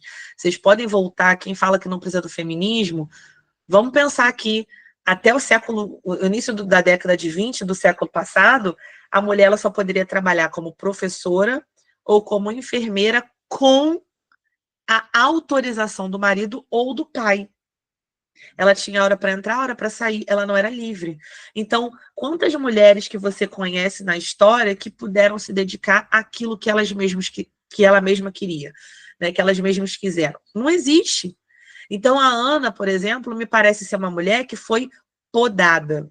Quando ela fala que ela tinha um tom artístico, né? Talvez ela quisesse sentar e fazer o tricô dela. Ela quisesse fazer, sei lá, uma roupa fashion. Mas ela tinha tempo? Não, porque todo o tempo que ela tinha era dedicado a cuidar da rotina da família. Então, essa exaustão mental, física, que Clarice vai nomeando para gente, através de uma epifania, nada mais é do que o que todas as mulheres hoje sentem. Então, reparem, esse vestibular é muito atual. Traz, na verdade, questionamentos que são reais e que são necessários no dia de hoje, né? Então, aí, ó, dessas mulheres largam o emprego se voltando para o lar. É isso, gente. Ana é essa mulher cansada, tá bom? Então, eu já respondi a pergunta lá. Vamos para as questões, então? Estão preparados? Bora para a questão, tá? Então, acho que deu para a gente resumir bastante, né, os momentos importantes. Vamos, Tatá? Thaís Maria, me ajuda. Agora a gente vai mergulhar nesse universo e, claro, perguntas simples, né? Mas que podem, para quem, por exemplo, não leu, vai ter uma dificuldade. Mas para quem leu, vocês vão ver que vai ser assim, molezinha depois dessa aula, tá? Vamos lá. No trecho, estava bom assim, assim ela o quisera e escolhera, os verbos quisera e escolher estão no. Qual o tempo verbal que a gente tem aí? Coloca a resposta para mim no chat. Quero ver quem está sendo rápido. Como é bom assistir aula, né, gente? Maravilhosos e maravilhosas, divos e divas. Gabarito letra B. Pretérito mais que perfeito. Lembra que eu falei agora? Tudo que termina em ara, né? Ó, escolhera, quisera, fizera, era, né? Esse aí, ó. Pretérito mais que perfeito. Indica o quê? Algo passado do passado. 2. O uso do travessão no trecho. O que foi? Gritou vibrando toda. Tem como principal função o quê? Vocês estão rápidos, hein? Essa é molezinha, né? Introduzir a fala da personagem. A gente sabe que o travessão tem várias funções, mas nesse caso é a função primordial, a principal, que é marcar a introdução da fala de um personagem. Então, letra C. Vamos para 3. Na frase, mas o vento batendo nas cortinas que ela mesma cortara, lembrava-lhe que, se quisesse, podia enxugar a testa. A conjunção mais estabelece relação de quê? E aí? Oposição, consequência, explicação ou condição? Condição? Ah, não. Oposição. Muito bem. Essa parte vai falar que é uma oposição entre o calor do apartamento, lembra lá? E a brisa que segue, que sugere uma tranquilidade, tá? Então, tá o calor do apartamento, mas tem uma brisa ali que é tranquilidade. 4. A frase, o assassinato era profundo e a morte não era o que pensávamos, apresenta o quê? Esse assassinato profundo. Qual é a figura de linguagem que a gente tem? E aí? A, B, C ou D? Todo mundo de B? Muito bem. Metáfora. Apresenta a morte como um conceito simbólico, né? A gente sabe que não é a morte real, né? Então, a gente tem ali uma metáfora que vai falar sobre expressar essa nova visão existencial da Ana. Número 5. O momento em que Ana observa o cego mascando chicletes marca o quê? A, B, C ou D? Gente, vocês estão numa rapidez que eu não estou acreditando nesse chat hoje. Você está acreditando nisso, Thais Maria? Que isso? Caraca, muito rápido. Muito bem. O momento que Ana observa esse cego mascando chiclete é a ruptura. Então, tudo que tiver com ruptura, você já marca essa alternativa. Bora, Thaís. Esse povo está muito rápido hoje. Estou adorando essa aula de hoje. 6. A vida de Ana, como narrada no conto, pode ser interpretada como uma crítica ao quê? A alienação, a repressão à sensibilidade feminina, a decadência das estruturas sociais ou ao modelo educacional. E aí? Todo mundo muito rápido, estou acompanhando o chat. A repressão à sensibilidade feminina. Depois que a gente conversa muito, né, que a gente fala muito sobre o conto, qualquer questão que cair, a gente só interpreta. A UERJ é assim, fiquem calmos, tá? Então, é essa sensibilidade aí, tá? Tá certinha, número 6. 7. No trecho, ela apaziguara também a vida, nananã, mantinha tudo no seu sentido. O termo apaziguara pode ser substituído sem prejuízo de sentido pelo quê? Questão de sinonímia. Tá lá no edital, hein? Sinonímia é o quê, gente? É uma palavra que tem uma relação de sinônimo. Então, apaziguara, essa número 7, seria o quê? Letra C, muito que bem. É acalmara, né? Relação de sinonímia, tá? Lembrando a sinonímia aí para vocês. Vamos para 8. Agora, uma questão de antonímia. O que é antonímia? Vamos pensar. No trecho, enquanto não chegou à porta do edifício, parecia à beira de um desastre. O termo desastre possui como antônimo mais adequado o quê? Relação de antonímia agora. Deixa eu ver se eu... Aqui. Ih, eu acho que vocês caíram aí, hein? Essa vocês erraram. Antônimo, tá? Antonímia. O que seria antônimo de desastre? O contrário de desastre. É a letra B, segurança, tá? Por quê? Porque segurança opõe-se adequadamente ao sentimento de caos, que é desastre. Peguei vocês nessa. Relação de antonímia, tá, gente? Erraram. Nossa, todo mundo, uau, verdade. Pegadinha da Tia Tami. 9. A expressão como se soubesse de um mal, o cego ou o belo jardim botânico revela o quê? Uma indecisão ética de Ana entre a razão e a emoção, ambiguidade entre o feio e o bonito, conflito entre a natureza e tecnologia e o desprezo de Ana pela vida cotidiana. E aí? Número 9. Vocês estão ligados. Muito bem. Tudo que tiver relação de ambiguidade aí também, em vários momentos do conto a gente tem uma relação de ambiguidade. Aquela parte que fala também uma náusea doce, né? Paradoxo, na verdade, isso. Porque uma coisa é oposta à outra, mas rompe com uma lógica, né? Então tem essa questão do ambíguo, do oposto, tá? Então reparem nessas questõezinhas aí com duplo sentido, oposição de sentido, paradoxo e antítese, tá? Fica ligadinho nessas. 10. O conto termina com Ana fazendo o quê, gente? Nós que lemos vamos saber acertar. E aí? Caraca, vocês estão muito rápidos, gente. Estou amando isso. C. Muito que bem.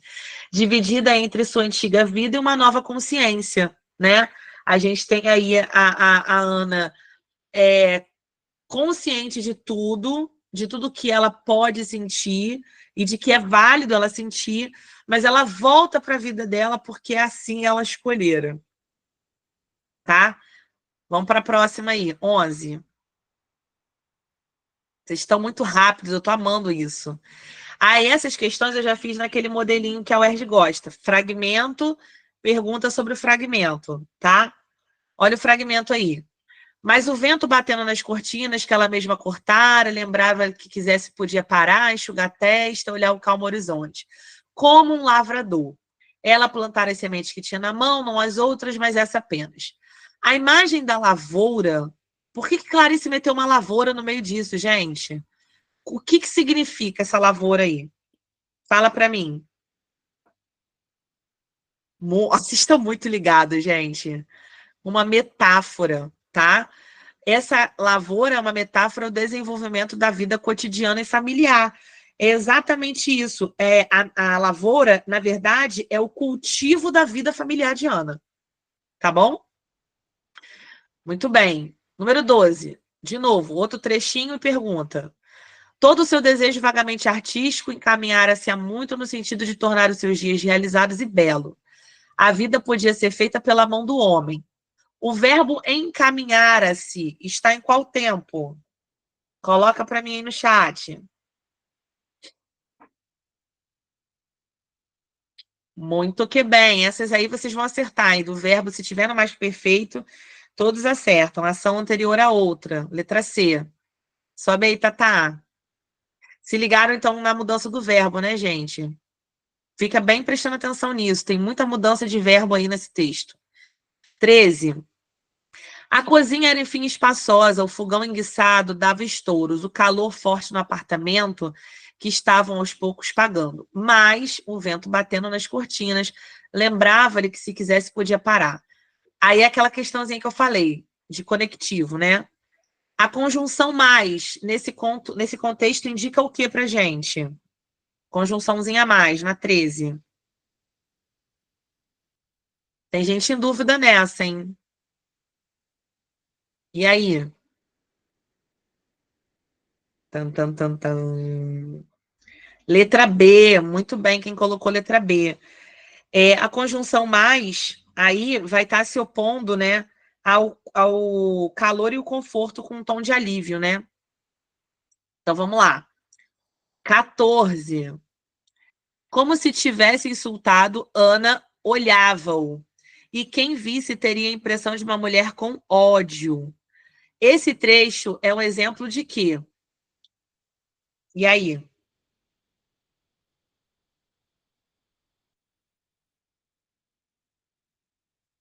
Vocês já colocaram? Travou aqui?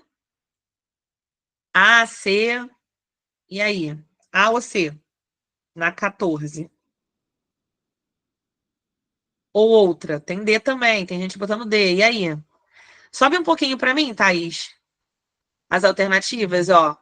Metáfora, olhar comparado a um insulto, paradoxo, hipérbole ou ironia. Essa te pegou, né? Vamos lá, 14. Letra D, tá? O cego não tem a intenção de insultar, mas Ana reage intensamente, tá? Então, é uma ironia também, né? Porque tem uma contradição na intenção do cego. Você vê em algum momento ele tendo a intenção, ele não tá nem vendo ela. É ela que vê ele, né? Então, não tem nenhuma outra lógica nisso, tá? Ela olhava para ele, mas ele não estava olhando para ela. Ele não tinha intenção de fazer nada com ela, tá bom? Então, bora lá. 15. Mas o mal estava feito. Desce só um pouquinho, por favor, que tá pequenininho para mim. Tô cegueta. Mas o mal estava feito. A rede de tricô era áspera entre os dedos, não íntima quando a tricotara. A rede perdera o sentido. A perda de sentido da rede representa o quê? E aí? Isso aí, quem assistiu aquela minha última aula sabe responder. Muito bem. Letra C. O rompimento da estabilidade emocional de Ana. Inclusive, se você parar para pensar numa rede, uma rede tem furinhos, né? Então, é meio que como se fosse a água ali passando, né? Ela escorre. Essa rede de tricô áspera entre os dedos, né? Perde o sentido, é o quê? O rompimento dessa estabilidade emocional dela. Por que não a B, a morte simbólica do afeto cotidiano? Por que você acha que seria isso? Me explica aí, Luciana. Morte simbólica do afeto cotidiano? Não vejo sentido. É uma daquelas alternativas meio nada a ver. Mas depois você me dá seu parecer para ver se a gente pensa junto nisso aí. Flávia também poderia ser o ovo, né? Inclusive no finalzinho do conto, que é o quarto grande momento, eu queria fazer uma pausa aqui rapidinho no exercício. O quarto grande momento, a gente tem uma referência aos ovos, de novo. Os ovos não são utilizados todos, porque foram os que sobraram. Lembra que lá no bonde, quando a Ana vê o cego e ela se assusta e ela cai, as pernas dela ficam débeis e ela não consegue levantar e ter uma atitude. E as pessoas que estavam à volta, embora não tenham muito significado, eu vou trazer um simbolismo para vocês novo aqui, tá? As pessoas do bonde, elas não são faladas toda hora, mas nesse momento em que o ovo cai, que ela se suja, que o menino que entrega jornal entrega o ovo e o ovo quebra, e aí as pessoas riem. Eu não sei se vocês leram isso, mas as pessoas riem da Ana. E ela fica sem atitude, ela fica envergonhada. Essas pessoas, elas representam, na nossa vida, aquelas pessoas que não acreditam em nós. Elas representam aquelas pessoas que sempre querem o nosso mal, que estão ali para bater palma quando você cai. Então, talvez isso até sirva de força para Ana no final não ter nenhuma atitude diferente, porque ela tem vergonha, ela tem medo de arriscar. E essas pessoas fazem isso com ela, tá? Então, uma outra ideia que eu não tinha falado para vocês antes, mas que acho importante falar agora, tá bom? Fica de olho nisso. Eu parei na 16? Parei. Ela apaziguara também a vida, cuidara tanto que esta não explodisse. Mantinha tudo em serena compreensão, e um cego mascando goma despedaçava tudo isso. Esse trecho revela o quê, gente? E aí? 15. Não, 16, desculpa. Tem gente em dúvida. Dá para ter dúvida nessa. E aí? B ou C? É daquelas que tem duas muito a ver, né? 16. E aí eu já respondo essa 16, complementando aquilo que eu acabei de falar. A vulnerabilidade da estabilidade feminina diante do imprevisto, tá? Nesse momento, que é o segundo grande momento, que é o momento do cego, né? Que ela tá lá no bonde e ela vê e tudo aquilo despedaça, ou seja, todo o sentimento dela vai por água abaixo. Esse momento mostra pra gente o quanto a segurança de Ana é frágil. O quanto a vontade dela de mudar existe, mas ela não tem segurança para fazer isso. Então, Ana estava vulnerável, tá? E não alienada em relação aos sentidos, ao sentimento dela. Ela estava vulnerável. Tanto é que nesse trecho que eu acabei de falar, é justamente a parte em que ela percebe que as pessoas estão rindo dela. Ou seja, ela está fragilizada também. Certo? 17. Parecia prestes a arrebentar uma revolução. As grades do esgoto estavam secas, o ar empoeirado. A palavra arrebentar pode ser substituída mantendo o sentido por qual palavra? A UERJ ama esse tipo de pergunta. Substituir uma palavra para manter a relação de sentido. Já anota essa questão aí para você ficar pensando nela depois, tá? Simples, mas é uma questão que sempre cai, tá bom? Sim, acertaram. Letra C. Rebentar equivale a explodir. Seu sentido figurado. Tá bom? Muito bem. Qual o primeiro momento mesmo? O primeiro momento é de descrição da rotina, tá? Vou recapitular depois, quando a gente acabar as questões. 18. O jardim era tão bonito que ela teve medo do inferno. Gente, essa parte me pega tanto. Relê essa parte depois. Muito boa. Qual é o melhor antônimo? Aí, de novo, questão de antônimo, né? Que eu gosto. Qual é o melhor antônimo para inferno no contexto simbólico do conto? E aí? Não dá para errar essa, hein? Se errar, vou dar um cascudo em vocês. 18 é o quê? Muito bem, letra B. Paraíso, tá? Não vai botar céu, não. Paraíso. Tá? Então, o melhor antônimo aí simbólico no texto é essa. Que é o inferno contrasta com o paraíso, que é implícito no jardim. Deixa eu fazer uma outra análise aqui agora. Vocês já repararam que o bairro escolhido, né, o lugar escolhido é Jardim Botânico? E outro jardim você conhece como o lugar dos contrastes? Coloca para mim no chat. Gustavo, você foi rápido. Jardim do Éden. Gente, Clarice, não dá ponto sem nó. Até a escolha do bairro, do lugar, faz sentido na narrativa, tá? Que inferno é esse, João? O inferno é a própria vida da Ana, né? O inferno, inclusive, está dentro dela, tá? Que é o sentimento dela que está conflitante, tá bom?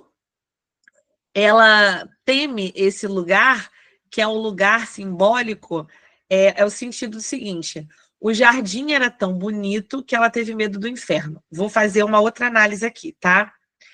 O jardim botânico não é o terceiro grande momento da história? O que eu falei que o terceiro grande momento representa?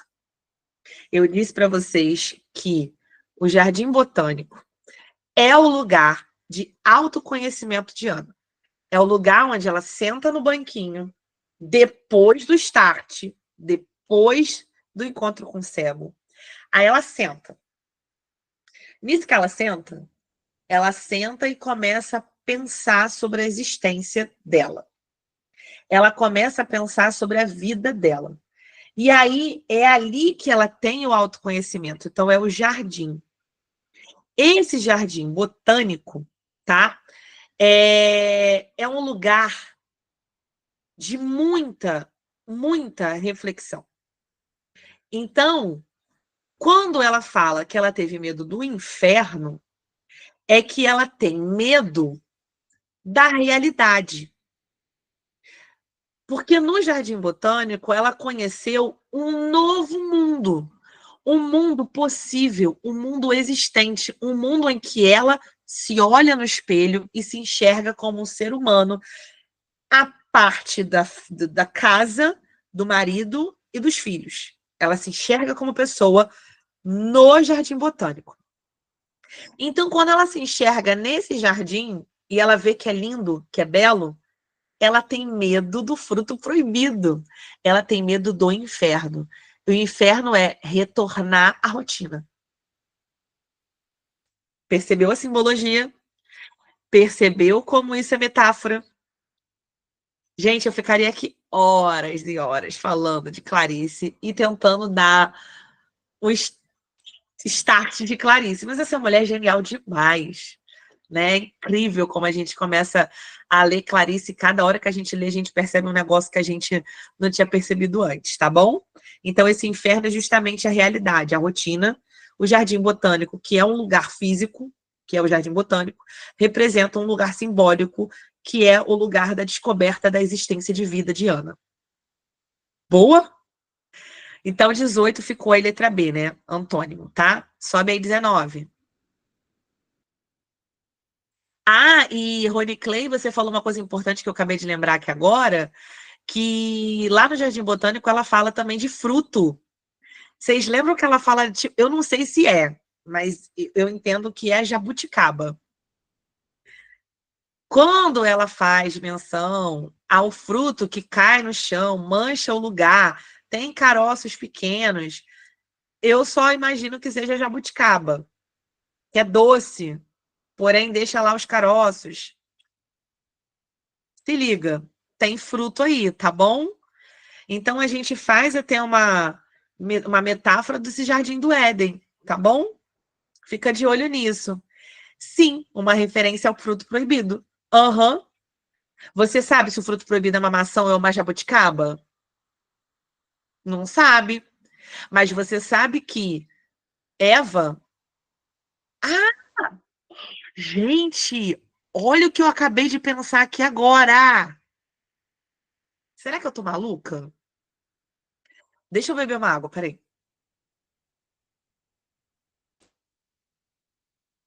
Segura essa marimba. Olha isso. Olha aí, a Andressa falou, as frutas eram pretas, doces como mel. O fruto era proibido, porém era doce, atraiu Eva. Eva é a mulher que come o fruto e que leva o marido a comer o fruto e a descobrir toda uma vida que não era a vida real no Jardim do Éden, certo? Eva é V-A. Ana, A-N-A. Olha essa simbologia que eu pensei agora. Será que eu tô maluca? Mas não faz sentido, gente. Gente, eu não tinha pensado nisso. Eu não tô maluca. Gente, fala pra mim que eu não tô maluca.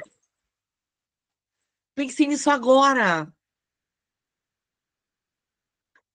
Isso, o jardim é o fruto. Como a lua cheia atrai o lobo. Gente, Clarice não era normal, não. Gente, fala pra mim se eu tô maluca. Se vocês concordam com o que eu acabei de pensar. Eva, Ana.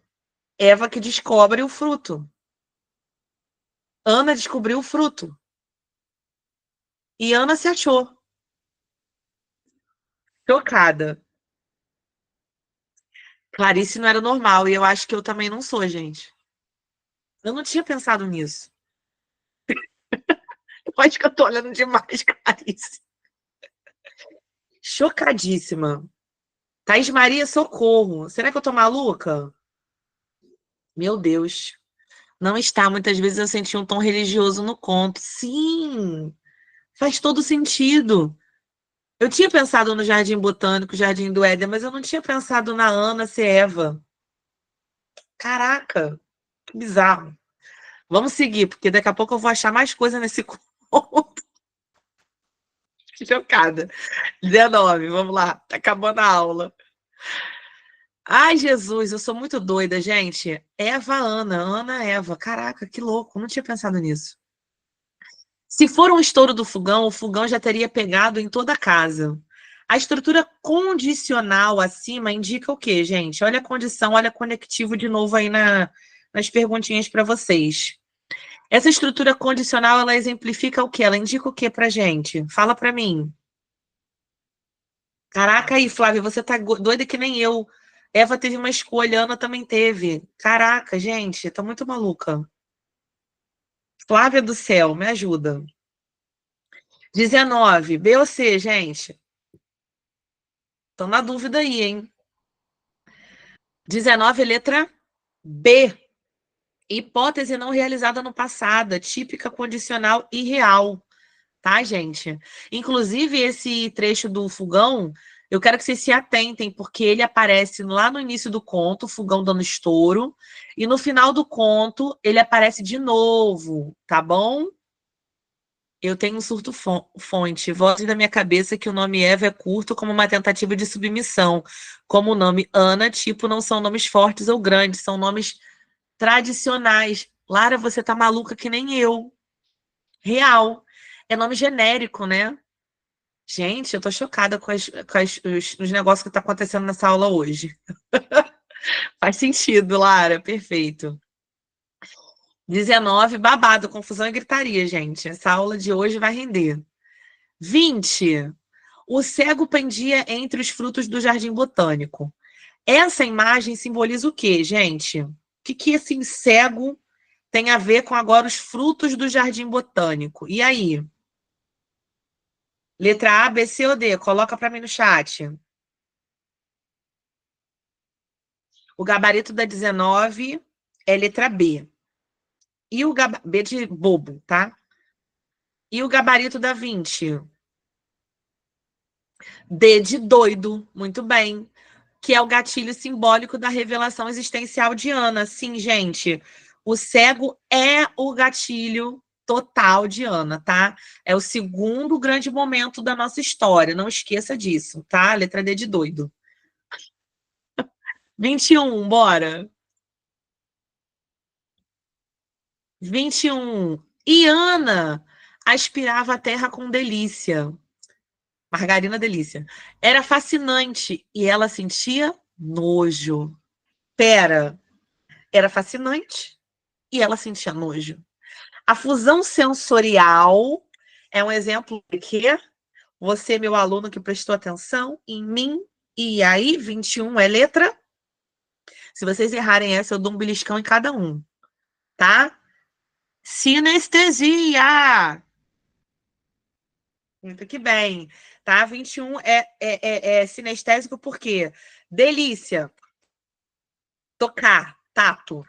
E cheiro da terra. O que é o cheiro ali? Sentia nojo, né? O cheiro, ó, olfato, tá? Então, fusão de sensações, tá bom? Olfato e tato, beleza? 22.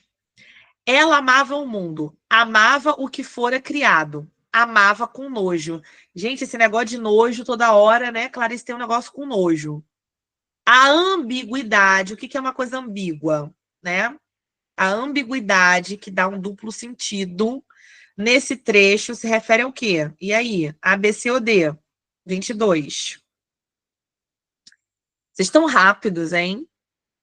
Se errasse também, né? Eu acabei falando aqui a palavrinha-chave, né, da resposta. Oposição. Uma coisa ambígua é uma coisa que tem uma oposição, tá? Então é a beleza do mundo e a crueldade que esse mundo tem. Então, gente, isso é muita clara de Clarice, né? O mundo ele é bom para uns, mas ele é enojado para outros, né?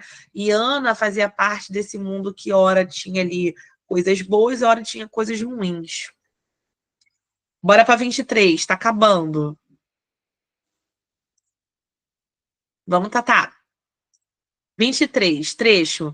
Não quero que lhe aconteça nada, nunca. Deixe que pelo menos me aconteça o fogão dar um estouro. É a parte final do conto, o quarto momento, que Ana está em casa com o marido lá no apartamento, ele vai mexer no fogão e aí o café derrama, o fogão estoura e ela desesperada, ai, deixa que eu vejo, deixa que eu vejo. Aí o marido, calma, mulher, deixa que pelo menos alguma coisa aconteça para mim. As formas verbais expressam o quê, gente? A, B, C ou D? E aí, crianças? 23. Vocês são muito lindos, maravilhosos, rápidos. Letra A, muito que bem. Desejo e concessão, respectivamente. Tá? Muito bem. 24. Por caminhos tortos, viera a cair num destino de mulher, com a surpresa de nele caber como se o tivesse inventado. Esse trecho sugere que... E aí? A, B, C ou D? O que esse trecho sugere? Inclusive, gente, eu tô sentindo que esse trechinho pode estar na tua prova. Se tiver, você volta lá para me falar, bem que você falou. Esse trecho é muito importante, né? É como se ela tivesse, como se ela coubesse naquele destino, mas será que aquele destino é dela? É para ela? Quero ver se eu vou ganhar Pix, hein? Cadê o William aqui para cobrar de vocês depois? Vamos que vamos. Se cada um me der vintão aí, ó, eu já garanto aí meu cachezinho. Já ajuda, tia Tami. E aí, letra B? Chocolate chamar. Maria Fernanda, você eu posso cobrar quarta-feira pessoalmente. Minha aluna, tá? Então, ó, aluninhos do Evolução, tá bom, amores? Quarta-feira, quero chocolate amargo. Armande, se você tiver aí, eu quero, tá bom? Letra B, muito que bem. Letra B, a mulher cabe, aspas, parênteses, chaves e colchetes, tá?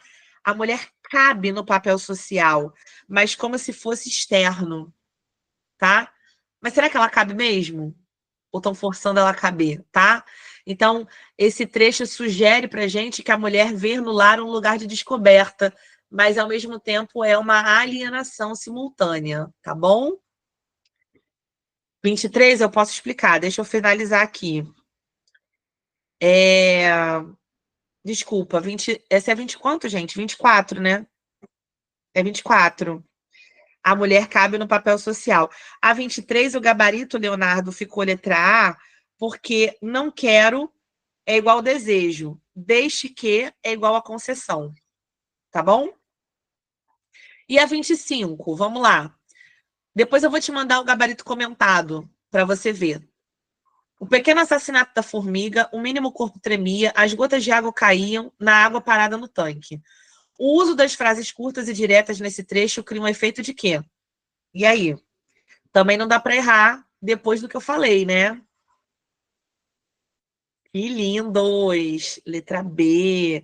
A estrutura de frases curtas em qualquer trecho desse conto sempre vai trazer uma sensação de angústia, de desconforto. Outra coisa que eu quero chamar a atenção para vocês dessa 25, que não é a pergunta, mas que pode cair sobre, é exatamente esse trecho do assassinato da formiga, é o quarto momento da história. É quando ela volta para o apartamento na hora do jantar, ela tá preparando o jantar, junto lá, ajudando com a empregada, e aí ela fala de insetos. Tá muito calor, o apartamento fica no nono andar, ela abre as janelas e aí ela vê vários insetos, tanto formigas, quanto mosquitos, quanto várias coisas ali, né? Então, até a exemplificação de insetos me parece ser um incômodo. A referência às gotas da água que caíam na água parada no tanque é um incômodo. Então, todos os detalhes mais mínimos possíveis ali no conto geram incômodo, geram angústia, tá? Então, gente, fica ligado nesses detalhezinhos, releiam de novo o conto, que vocês, né, vão passar a perceber esses detalhes que eu mencionei aqui na aula de hoje, tá? Eu espero que vocês tenham gostado da nossa aula. Se você já gostou, deixa o seu comentário para mim no final, vou ficar muito feliz. Se você puder, veja lá o meu e-book, tá bom? Compra ele lá para me ajudar, R$ 29,90. Vai estar, é só até sábado, né? Disponível lá para vocês. Sai menos de 50 centavos cada questão. E é mais uma forma de vocês se prepararem, né, para essa prova. Já fizeram essas 25 comigo aqui agora. Tem mais 50 para vocês treinarem. Então, pensa comigo que você fazendo mais esse e-book, você tem grandes chances de acertar as 14 questões, né? Linguagem é o maior peso da sua prova. Então, não deixa de estudar essa parte, né? Porque isso realmente vai fazer toda a diferença na sua vida. São 14 questões para você gabaritar e já chegar no ar. Chega de amarelo, já me marca, tira foto domingo, super profitando, beijo, tá? Estou indo, que eu vou estar vibrando de muitas coisas boas para vocês. E a gente se encontra na discursiva, tá bom? A gente se encontra na discursiva. Então, eu espero vocês depois do nosso ato, tá bom? Qualquer dúvida, pode mandar mensagem para mim que eu vou tentar responder para vocês depois, tá bom, gente? Pode mandar mensagem no meu Instagram, @literahistoria, me segue lá também no TikTok e vamos que vamos, tá? Um super beijo, obrigada pela presença nessa sexta-feira, que Deus abençoe todo mundo. Tchau, gente, beijo.